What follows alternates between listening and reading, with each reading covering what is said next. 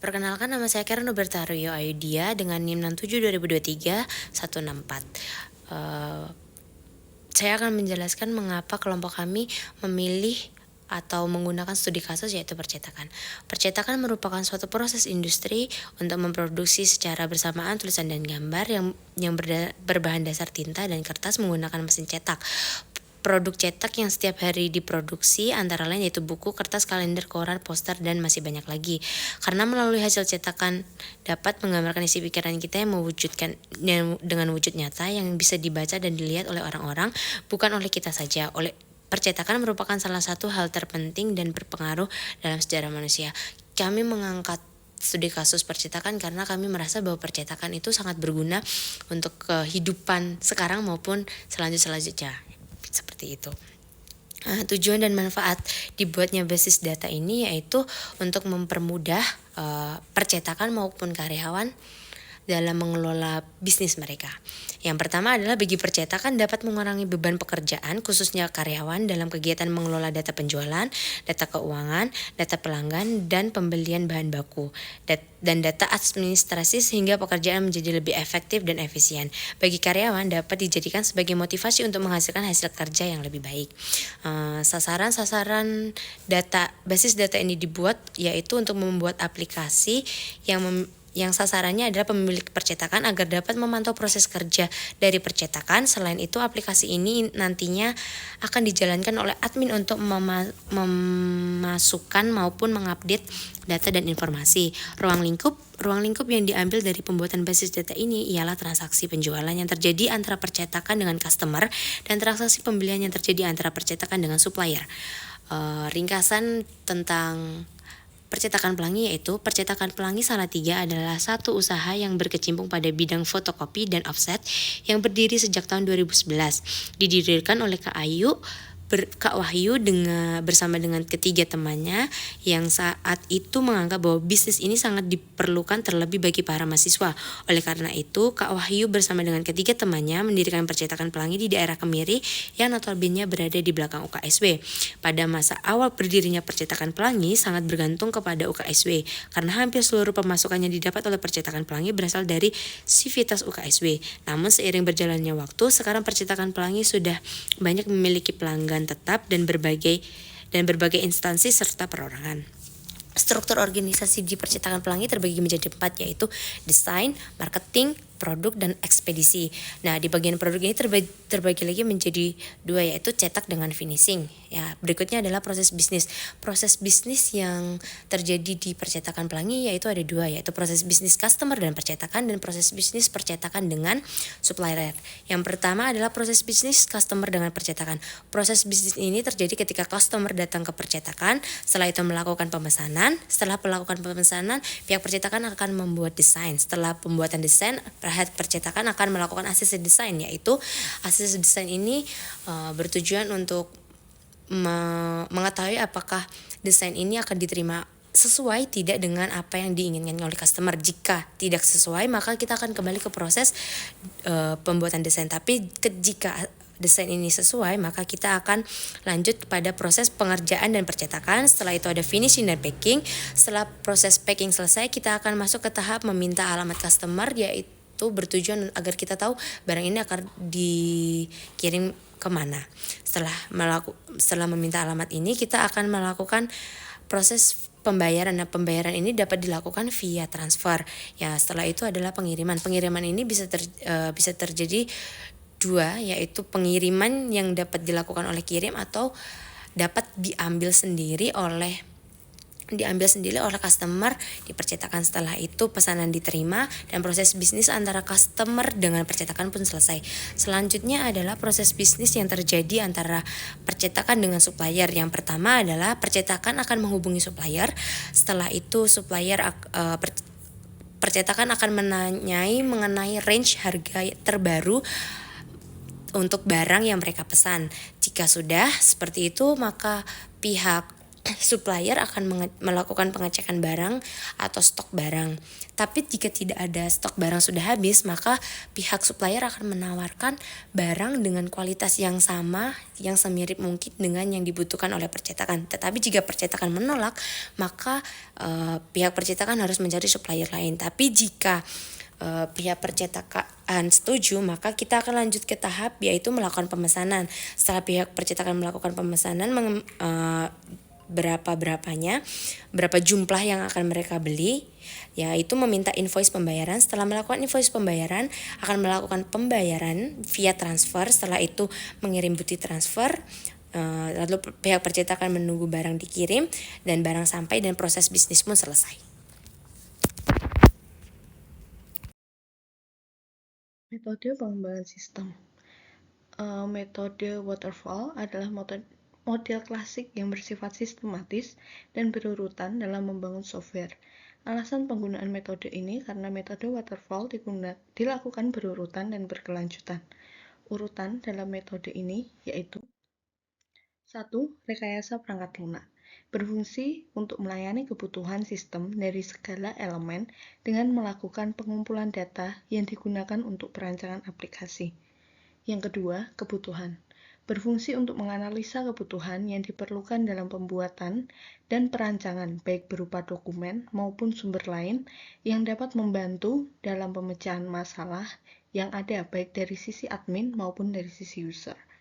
Yang ketiga, dalam perancangan ini menggunakan permodelan basis data dengan menggunakan Entity Relationship Diagram atau ERD. Yang keempat, implementasi itu dengan melakukan kegiatan implementasi source code dan desain bahasa pemrograman PHP dalam perancangan aplikasi. Yang kelima, pengujian. Setelah tahapan implementasi selesai, maka dilakukan tahapan pengujian guna mengetahui apakah aplikasi sudah siap digunakan dan tidak terdapat masalah. Yang keenam, perawatan.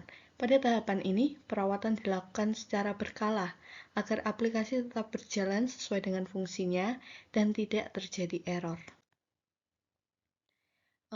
Metode yang kedua adalah metode untuk pengumpulan data. Mengambil 3 metode. Metode yang pertama itu metode observasi. Metode ini dilakukan dengan melihat langsung data dan masalah yang terdapat di percetakan pelangi. Setelah itu dilakukan analisa dan evaluasi terhadap masalah dan data yang ada sehingga dapat menemukan solusi dari permasalahan-permasalahan yang muncul. Yang kedua, metode wawancara. Metode ini dilakukan dengan memberi pertanyaan secara langsung kepada pihak terkait yang pada studi kasus ini bertanya kepada pemilik percetakan pelangi yaitu Kak Wahyu. Metode ini digunakan guna mendapatkan informasi yang akurat untuk mendapatkan solusi yang diinginkan oleh pihak terkait. Yang ketiga ada metode studi pustaka. Metode ini dilakukan dengan mencari referensi dari beberapa buku dan jurnal yang berkaitan dengan studi kasus yang diambil guna mendapatkan hasil yang lebih baik. Selanjutnya ada business rule. Business rule ada yang pertama ada proses pemesanan. Pelanggan melakukan pemesanan di percetakan pelangi, lalu pemesanan dapat dilakukan dengan datang langsung ke percetakan. Lalu pelanggan memberikan desain yang diinginkan, setelah itu percetakan melakukan pembuatan desain sesuai dengan request yang diajukan oleh pelanggan. Lalu karena terdapat tahap pembuatan desain, maka pemesanan dilakukan minimal 1 minggu sebelum pesanan diambil. Terdapat 2 pilihan jika pemesanan sudah selesai, yaitu pelanggan dapat mengambil langsung ke percetakan maupun dapat dilakukan pengiriman oleh percetakan. Lalu pengiriman dalam kota dilakukan oleh pegawai percetakan bagian ekspedisi. Lalu pada pemesanan dalam kota tidak terdapat biaya tambahan. Namun pemesanan di luar kota maupun luar pulau, biaya pengiriman ditangguhkan sepenuhnya kepada pemesan. Jadi percetakan tidak bertanggung jawab atas biaya pengiriman. Lalu pelanggan wajib memberikan nama beserta nomor telepon agar percetakan dapat menghubungi ketika pesanan sudah selesai. Setelah itu pelanggan yang memesan atas nama instansi wajib memberikan nama instansinya. Lalu pelanggan memberikan alamat untuk kebutuhan pengiriman. Ini sebenarnya opsional ketika pelanggan memilih untuk dilakukan pengiriman. Lalu yang ke-13, pembayaran dapat dilakukan dengan dua cara, yaitu cash dan transfer via bank. Jadi yang cashless saat ini hanya menyediakan transfer via bank, belum menyediakan QRIS. Lalu pelanggan diberikan kebebasan dalam memberikan DP. Yang kedua, ini ada proses pemesanan bahan baku. Percetakan melakukan pemesanan bahan baku kepada supplier. Lalu pemesanan hanya dilakukan jika terhadap pesanan dari pelanggan. Percetakan pelangi memiliki 10 supplier tetap. Pemesanan bahan baku dilakukan sesuai dengan jumlah bahan baku yang dibutuhkan. Lalu percetakan pelangi tidak menyetok bahan baku. Yang ketiga ada karyawan. Terdapat 4 bagian karyawan di percetakan pelangi, yaitu bagian desain, bagian marketing, bagian produksi, dan bagian ekspedisi. Lalu karyawan wajib mengisi daftar hadirnya. Lalu pemotongan gaji dilakukan jika karyawan tidak masuk melebihi ketentuan yang sudah ditentukan. Jam istirahat karyawan hanya 1 jam, tetapi bisa dilakukan pada saat jam kerja, kapan saja, atau di berbagai waktu.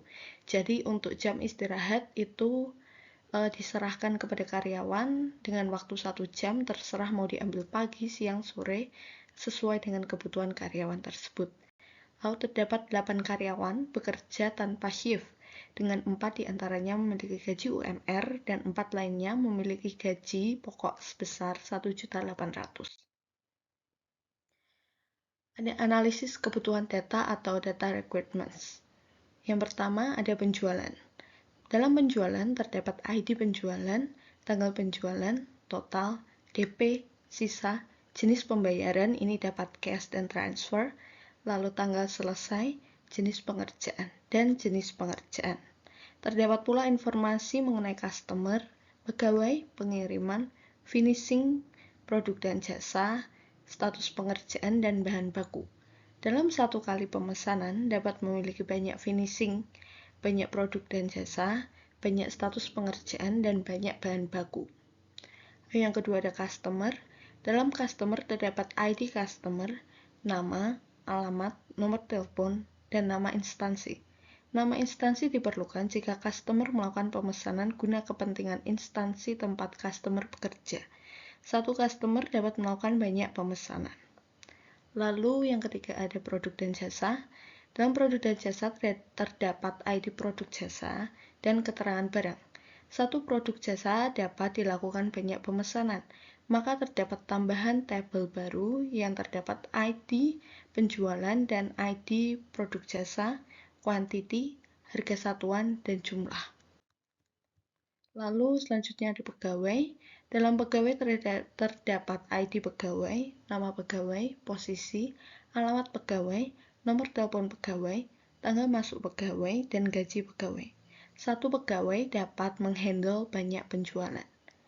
Lalu ada status pengerjaan. Dalam status pengerjaan terdapat ID status pengerjaan dan status pengerjaan. Satu status pengerjaan dapat memiliki banyak pesanan, maka terdapat tambahan tabel baru yang terdapat ID status pengerjaan dan ID penjualan. Lalu selanjutnya ada finishing. Dalam finishing terdapat ID finishing dan finishing. Satu finishing dapat memiliki banyak pemesanan, maka terdapat tabel baru yang terdapat ID finishing dan ID penjualan. Lalu ada pengiriman. Dalam pengiriman terdapat ID pengiriman, penerima, dan tanggal pengiriman. Satu pengiriman hanya bisa untuk satu penjualan. Lalu ada bahan. Dalam bahan terdapat ID bahan dan nama bahan. Satu bahan dapat memiliki banyak pemesanan, maka terdapat tabel baru yang terdapat ID bahan dan ID penjualan. Selain itu, satu bahan dapat dilakukan banyak purchasing, maka terdapat tabel baru yang terdapat ID bahan dan ID purchasing.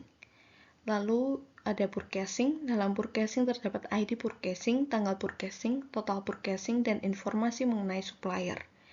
Lalu yang terakhir ada supplier. Dalam supplier terdapat ID supplier, nama supplier, alamat supplier, dan nomor telepon supplier. Satu supplier dapat dilakukan banyak purchasing. Ya, ini adalah implementasi ketika sudah dimasukkan nanti ke dalam MySQL. Yang di sini terdapat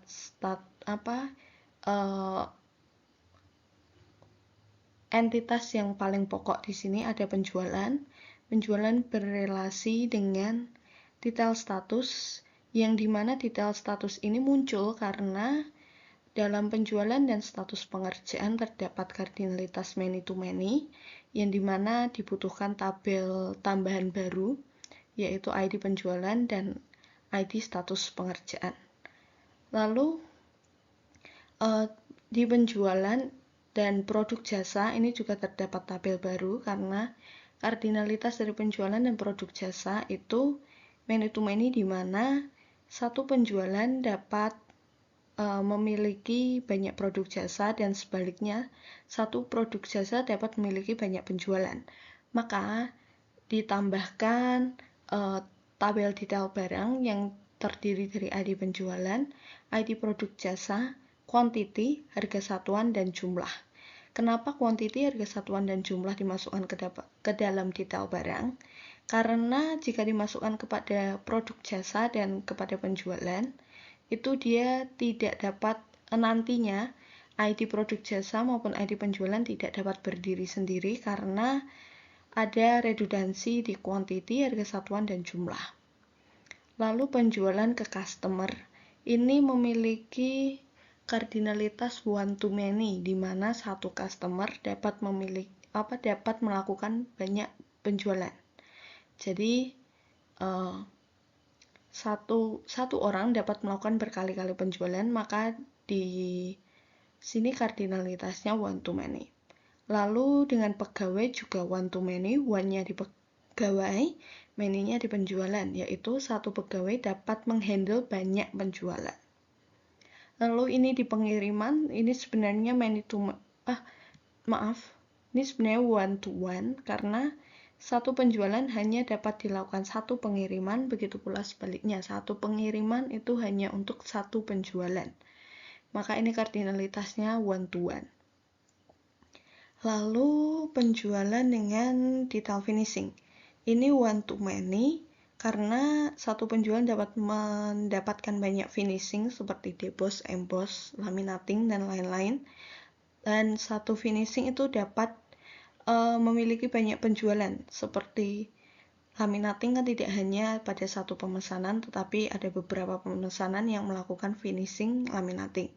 Maka ditambahkan di sini ada detail finishing yang berisi ID penjualan dan ID finishing. Lalu di sini ada penjualan dengan bahan, ini juga many to many karena satu bahan dapat memiliki banyak penjualan dan satu penjualan dapat memiliki banyak bahan. Di dalam detail bahan terdapat ID penjualan dan ID bahan. Lalu di sini kenapa ini relasinya seperti ini? Karena ini berbeda dengan penjualan. Di sini yang pokok itu ada purchasing. Purchasing ini terdapat relasi dengan bahan dan dengan supplier, yang dimana ketika kita ada bahan, maka kita harus melakukan pemesanan dulu kepada supplier. Maka satu bahan itu dapat dilakukan banyak purchasing dan satu purchasing itu dapat memiliki banyak bahan dengan berelasi dengan supplier. Purchasing berelasi dengan supplier yaitu one to many, di mana one-nya di supplier, purchasing-nya itu many. Jadi satu supplier dapat dilakukan banyak purchasing. Lalu ini ada laporan-laporan. Yang pertama, laporan penjualan bulan Oktober sampai Desember 2021. Di sini ada laporannya, dengan ini query-nya. Query-nya seperti ini, di grup B tanggal penjualan untuk memudahkan dalam pembacaan. Di sini mulai dari Oktober, berarti Oktober tanggal 5 sampai dengan ini karena di Desember tidak ada penjualan, maka ini hanya sampai bulan November pada tanggal 27. Lalu yang kedua ada laporan pembelian stok pada tahun 2021. Di sini ada info tentang ID purchasing, tanggal purchasing, nama supplier, dan nama bahan. Di sini juga diurutkan dengan tanggal purchasingnya. Ya, lalu di sini terdapat laporan penjualan pada bulan Agustus sampai dengan Oktober pada tahun 2022 yang memiliki informasi ini. Di sini ada ID penjualan, tanggal penjualan, nama customer, instansi, keterangan barang, nama bahan, finishing, dan nama pegawai.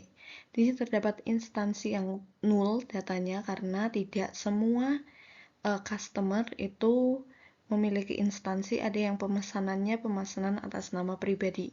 Dan di sini terdapat query-nya. Query-nya seperti ini juga di group by pada tanggal penjualan. Ini urut di tanggal penjualannya. Lalu di sini ada laporan penjualan bulan Agustus 2023. Di sini juga sama, itu ada ID penjualan, tanggal penjualan, nama customer, instansi, keterangan barang, nama bahan, finishing, dan nama pegawai. Ya, di sini ini query-nya, di sini juga di group by tanggal penjualannya. Lalu yang terakhir ada laporan pembelian stok pada tahun 2023. Di sini terlihat ini ada beberapa. Ini juga di group by tanggal purchasing-nya. Sini ada bulan 1, 2, 3, 4, 6, dan 11. Sekian dari kelompok kami. Terima kasih.